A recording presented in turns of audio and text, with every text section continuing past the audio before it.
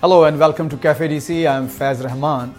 Today we have a very distinguished guest coming from overseas, actually from Saudi Arabia, Khalid Al-Maina, who is a very prominent human rights activist and a former editor-in-chief of Arab News and the Saudi Gazette.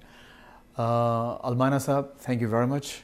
I will definitely talk about more about your work, but also your own self as we go by, rather than just spending time on your intro. Thank you. So, you have done so many things in so many different spheres, from journalism to activism, human rights activism especially. The state of affairs in the Muslim world is very disheartening for lots of people, not just in the Muslim world alone, but also in the West. Yes. A lot of people question what's going on, what's happening. So what's your current observation? What's going on? What's the reason for this chaos that you see in the Muslim world? I think for years this world of ours was mismanaged. There were no real political leaders, there was no statesmanship, and we had no vision or clear-cut goals. Having said that, the people all would like to lead a life of dignity. They would like to be like other people all around the globe. But unfortunately, internal and external forces have created this chaos and pandemonium. So it would be unfair just to blame the people on the ground, and also equally unfair to blame outsiders for what's happening there. So this is something in between. I know it's a very loaded and philosophical question. I mean, in this short sitting, we can't probably get to a conclusion or a good explanation. But what's the inside? What is the reason from the inside, the internal malaise and the chaos that you see in the Muslim world? I think the lack of political will, the lack of an equally absence or lack of goals, clear-cut goals, as I said some time back. We need to have and redefine ourselves and our position and be a part of the international global family. This is very important. We don't have to be inclusive and look down within us, but try to look outside. But above all, you need good governance. You spoke about chaos. Chaos only comes when there's a vacuum, which is then filled with by people like ISIS or other terrorist organizations, or even generals and colonels. So it's important that we have good governance and a voice for the people that will stop such intrusions in our society. Middle East, you mentioned ISIS, and of course the primary focus in the area of operation of this terrorist organization is basically the Middle East, Syria, Iraq, and also going into some other countries there. What do you see? I mean, what people see in the media, the intensity of their spread is really what you see in the media, or you have something else to share from the ground? Well, it's very alarming to what they do. They're a small bunch of people, and cutthroats and bandits and murderers, but the large media coverage that is given to them makes people outside the area think that these people are running around all over the Middle East. These are, as I said, the overwhelming majority of the people reject them. They have no truck. All what they do is against ideology and religion. Their barbaric acts are truly revolting. So I think they will fail, but what you need is a concerted effort by everyone, including the United States, to go and stamp them out once for all, because they were the creation of the after effects of the attack on Iraq. Mr. Al-Maina, first actually I addressed you as Khalid Sahab, and why did I do that? Because you have lived in Pakistan for some time and you speak good Urdu, so that's why I addressed you Khalid Sahab. But let's come back to this discussion. Yes, of course, the West has to do more, to wipe it out. But when you see people from the West, especially from Europe, these young men, women, girls, leaving their homes and joining this horrible group and becoming part of it. So it cannot be just propaganda. It has to be built in within an ideology. So what's in it, in the ideology itself, that's making these people leave their homes, their life of comfort, and just go and join these barbarians? I think it's the ideology of adventurism. It has no religious ideology, because Islam is totally against all these killings.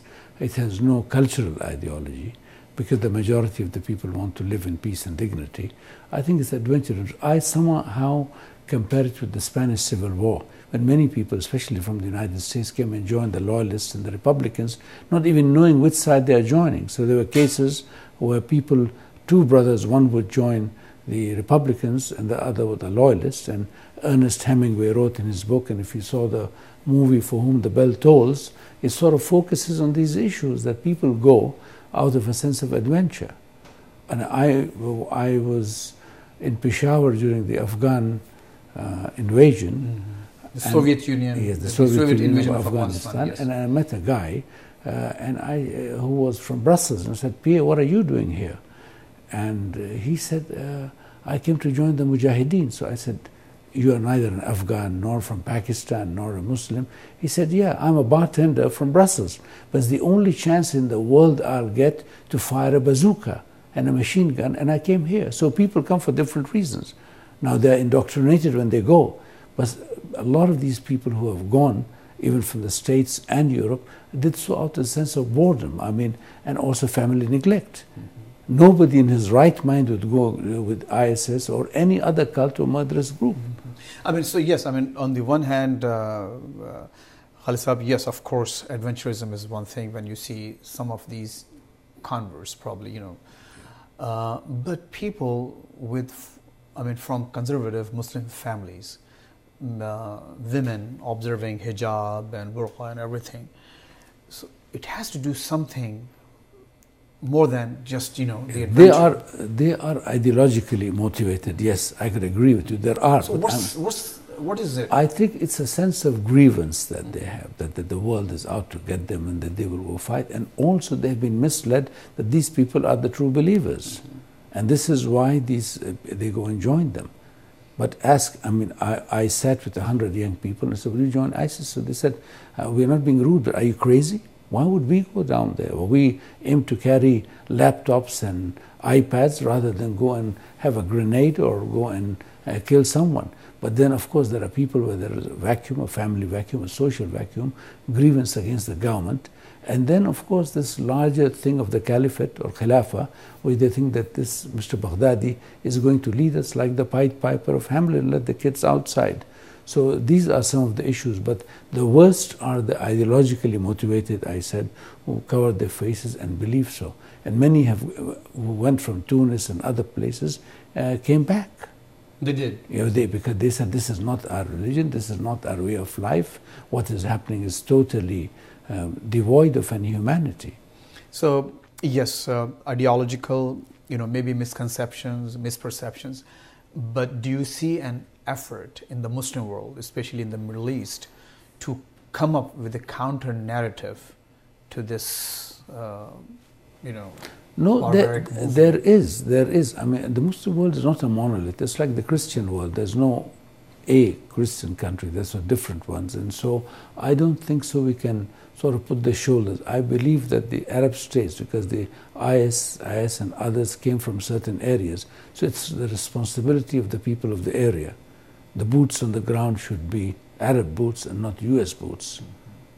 Let's be very frank about it. And the people should make a drive against these murderers and start up, and you should have the political will and the might and the vision to stop all these things, because they are rolling you backwards.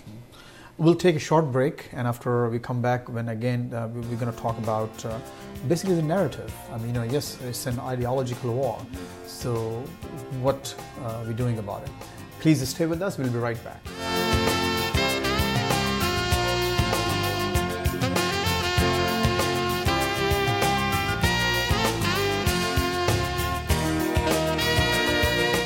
On one hand, you're shouting and talking about human rights for people.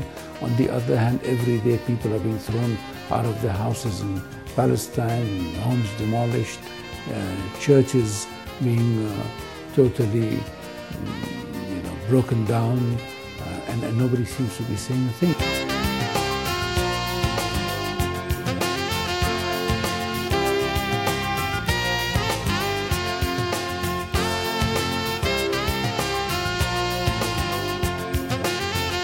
Welcome back. You're watching Cafe DC. I'm Faiz Rahman, and our guest today is Khalid Al-Maina, the former editor-in-chief of the Arab News and the Saudi Gazette, and currently a columnist and a human rights activist. He comes here to the States quite often, and we are lucky to have him here in the studios again. Once again, welcome back, sir. Thank you. So let's just, we were talking about the two narratives. Yes, it has to do something with the adventurism, some about grievances, but it seems to the other party, the other side seems to have a very strong narrative which has become so well known worldwide, especially in the West. And my question was to you before we went to break, what the Muslim world is doing about it. And you said it's not a monolithic world, it's not just one entity.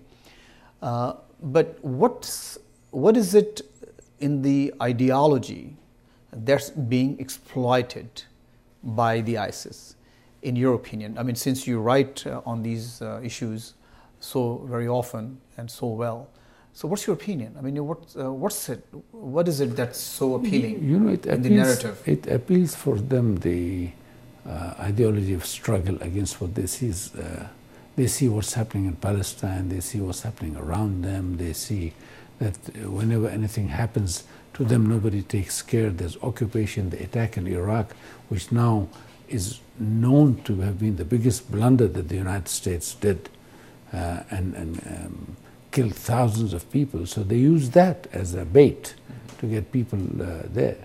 And then the perception that we as Muslims are always oppressed and suppressed by the same powers who cry and opt for democracy elsewhere and human rights. So on one hand, you're shouting and talking about human rights for people. On the other hand, every day people are being thrown out of their houses in Palestine, homes demolished, churches being totally broken down, and nobody seems to be saying a thing. So the appeal that comes, come join us, we will see that we take care of How about the theological part of it? Do they get any dalil or any reference in the scripture? There is nothing. They never will do that, because I don't think so, because there is nothing. Basically, he didn't even say anything. So where does religion doesn't come to it? Then it has become a business too. You see, when you disbanded the whole army, so anybody who gives you money as a soldier, you are given, you have lots of mercenaries running around. It's all mercenaries. Khalid Sahab, one more question again having to do with the narrative.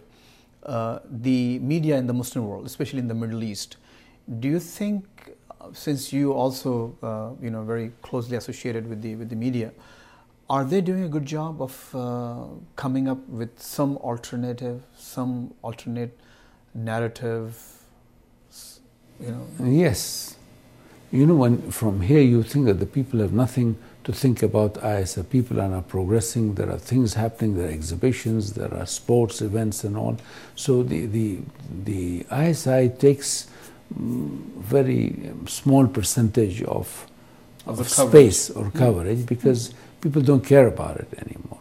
And I think they will disappear like the Somali pirates. Remember, the Somali pirates were page one news for about 3 years. Now there is no Somali pirates. So I think those hands that are pulling the strings, that are using these people, will then stop, and nothing will come out of it. It does not mean, however, that one should not notice and one should not take action to see that you eradicate this kind of thing, because it doesn't serve the people. So does it mean that the media at large is ignoring this issue or doing something about this issue? I mean, is it part of the strategy just to, don't put any light on this issue, so it will just go away itself? Or, there's something being done about it in the media?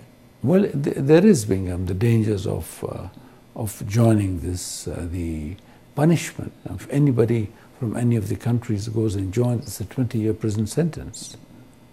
Especially, I mean, Saudi Arabia? Yes, all over the Gulf and all. So this is it. But as I said, nobody in his right mind except a desperate person would go, or somebody else would go. There was a wave, yes, ideological narrative looked good and all, but right now when they see at the end there's nothing, that death and destruction awaits them, they will not go at all. How do you see Saudi and the Iranian rivalries playing out in this issue?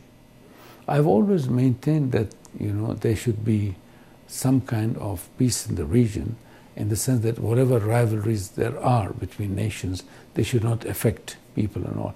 Unfortunately, a lot of the news coming out of Tehran and some of the bombastic comments made by some of the leaders caused anxiety in the region. And that's why when the American-Iranian rapprochement was taking place, many of the Gulf states had reservations, including Saudi Arabia.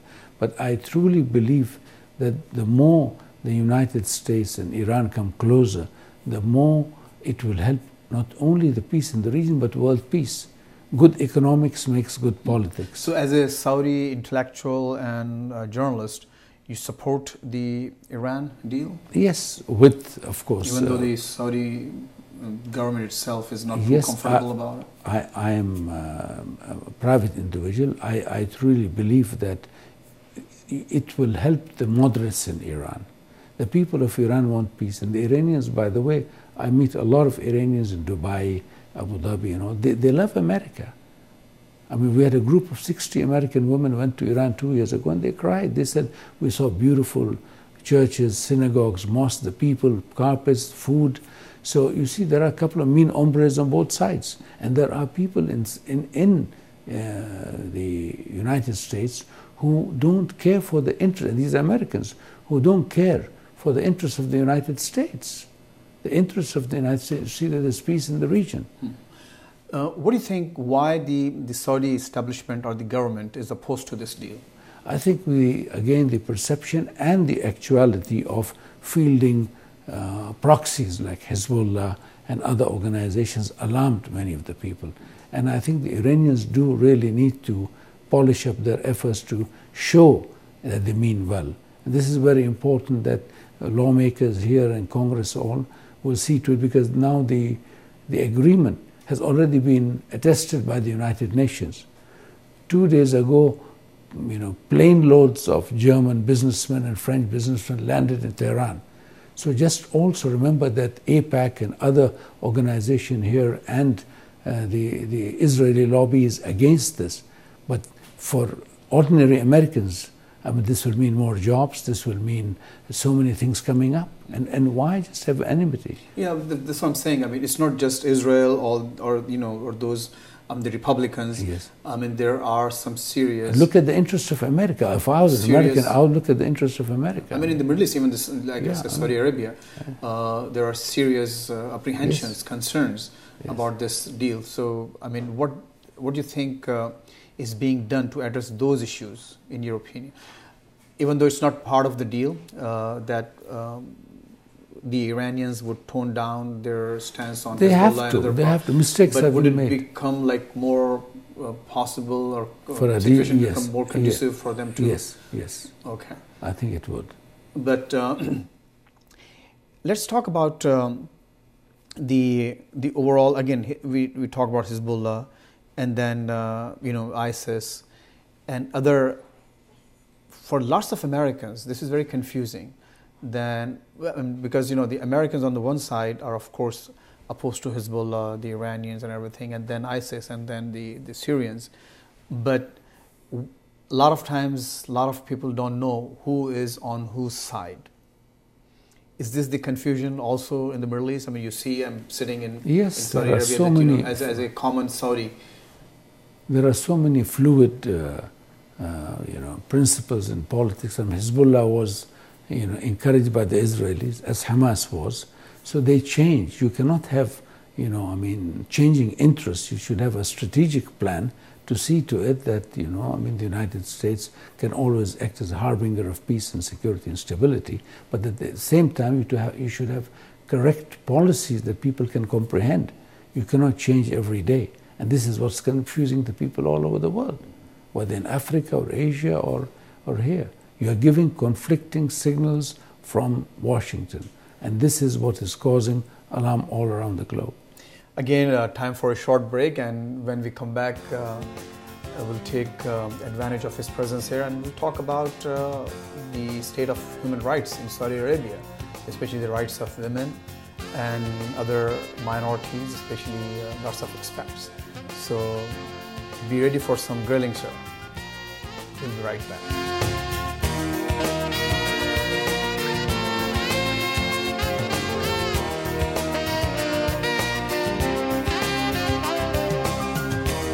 But the idea of the Saudi women being enslaved or back at the back seat, I think that is getting out, because young women, 74% of my staff in the newspaper were Saudi women. My number 2, number 3 women people were, and there were a lot of other men around. But I do agree that more needs to be done on a certain level. But if there are people who, due to cultural diversity and to have their own cultural mores, refuse to join, then each to his own.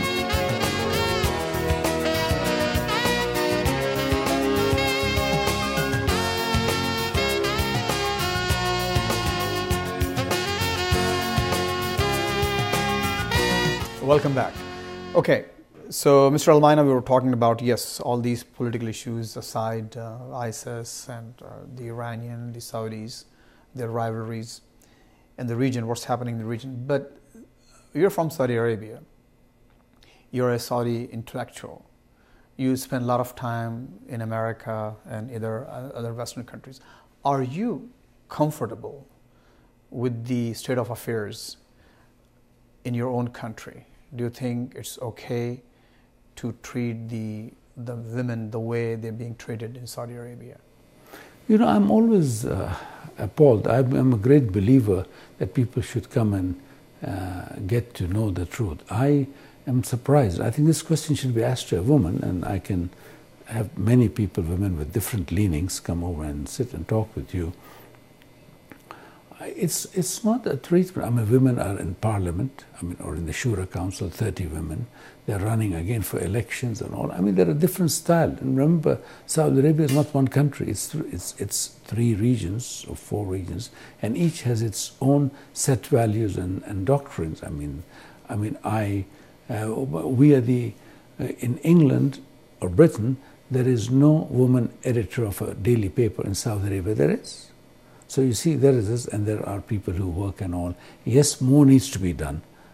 Driving? Driving is one of the issues. The women drive in the desert. They don't drive at an issue, but that is something. Women have their own basketball teams. They go around and all. But the idea of the Saudi women being enslaved or back at the back seat, I think that is getting out, because young women, 74% of my staff in the newspaper were Saudi women. My number 2, number 3 women people were, and there were a lot of other men around. But I do agree that more needs to be done on a certain level. But if there are people who, due to cultural diversity and to have their own cultural mores, refuse to join, then each to his own. Here there are people who prefer a way of life which would be very alien to some other ways like of Amish life. People, yeah. No, not Amish, like other ideologies. You have movements, you have minority movements and all. But on the whole, women there, 55% of the graduates are women, and they're coming up in the workforce. So this is good, but that doesn't mean that a lot of ground has not to be covered. More needs to be done. About the expats, I'm from Pakistan, and Pakistanis have lots of complaints about the treatment, that's meted out to them when they work there. They call miskeen and all sorts of names. So is it? I've never been to Saudi Arabia myself, but I think yes. I think the sponsorship, where somebody has to be sponsored by someone. The issue of expatriate labor, yes, but it's a two-way street. It's a corruption by certain countries in Asia, Southeast Asia, the subcontinent, along with the local, has affected a lot of the laborers. And there is a Ministry of Labor that checks in, but really their plight needs to be addressed. Many of them have suffered, yes. It was difficult, because of the language barrier, because no set rules and procedures. Now they are being put in place, but I truly believe that these people have, especially the blue-collar workers, were not, in the line or in the kitchen line. I mean, they really were not. So I think, but it is being done. Is it there like through legislation? Yes, through legislation and through the media and social affairs, and training people that how come you call yourself pious people when then you don't pay people salaries or do. It's the same thing. You see, people look for a better life, so they cross the border. Then there are the smugglers. I mean, you guys are familiar with it here. Then there are the people who exploit them to get money, or somebody would pay $1,000 in India or in Pakistan and is told you get a job. You're going to El Dorado, the land of milk and honey, comes here, there are no jobs, resorts to petty crime, arrested, deported back, comes back again on another ship or a plane or whatever it is. So this is a very sad situation. It has also to do with the grinding poverty in some of the places, but that is no excuse to exploit these people who are here. You said it's a two-way street, yes. Of course, on the Saudi side, you said, yes, there's being there are some efforts being made through legislation and the media. So on the other side, the selling of visas. Okay. I mean, it's very sad that these people, I think the governments in India, Pakistan, the Philippines, other areas in Bangladesh and all, should see to it that those who sell visas should be put behind bars for 20 years, because these people sell their houses, they sell their land, or sell in India, or they would sell anything to see that they come and work and provide. So you see, the Indians, Pakistan has gone up now.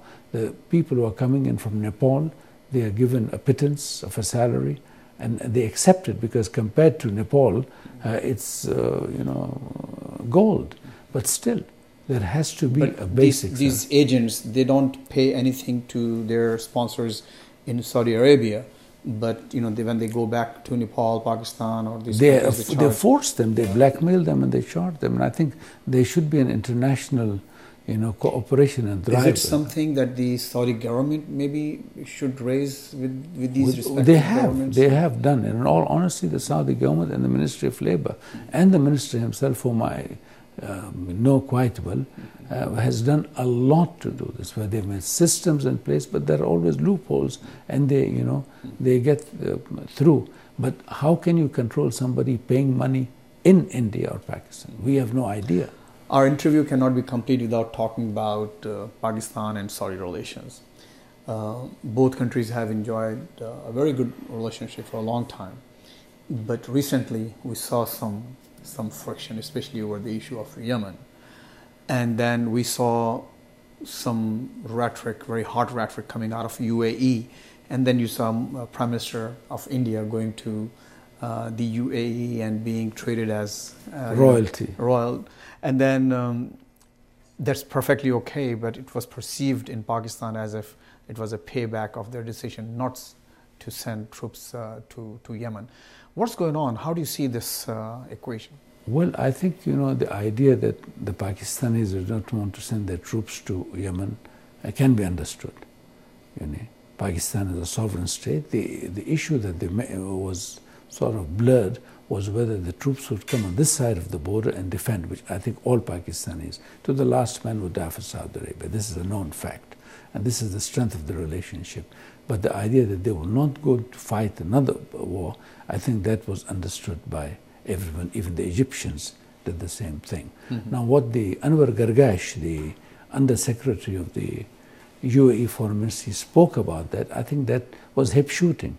You cannot, this is a sovereign nation. You can't, just go and make statements. It's the right of the people. And once Parliament, by the way, voted all members of Parliament not to send troops. you see. The Pakistani Parliament. Yes, Yeah. yes. So I think they were right. I mean, So is there a good understanding of this position now across the board in Saudi Arabia? I think yes. I think the now Middle East? it is. Yes. There was some misconception, but not like elsewhere. And then, you know, for a long time, the Pakistanis felt in some elements, maybe the secular and the leftist parties and others, that we are being treated like, you know, slaves, or we're being treated like servants by the Saudis just because they have dollars and money. all. Yes, but that's not the case, because remember, the whole Gulf area would not have been able to progress economically without the contribution of the millions and millions of expatriates who over the last 40 years have come and contributed to the economic well-being of the country. So we owe them a thanks. My last question is about Saudi Arabia. I mean, the big change has taken place. You have a new king, King Salman, after a long rule of the deceased king, King Abdullah. How do you see it? I think and he has brought lots of changes. Yes, very quick changes. There are younger people now, elements in the government. There are new changes. There's a paradigm shift. The goals have moved, and I think it's important to be above and on top of events rather than just wait for events. So you have to be proactive. The world is a very dangerous place, and there's no pity for the weak. So you have to be strong, but to be strong also with a moral character. There should be morality in politics. It's not just to say that. It's important that how you be. You cannot go and say 10,000 people died as collateral damage, as thousands of people died in Afghanistan, or more than that, died in Iraq due to bombings and all. And it's very important that we, and especially the major powers and the regional rich powers, should know this, that you cannot play with people's lives. It's too much at stake. Khalid Al-Maina, thank you very much for being on the show. Thank you. Good to have you here. Thank you. Thank you very much for watching this episode of Cafe DC. See you next week.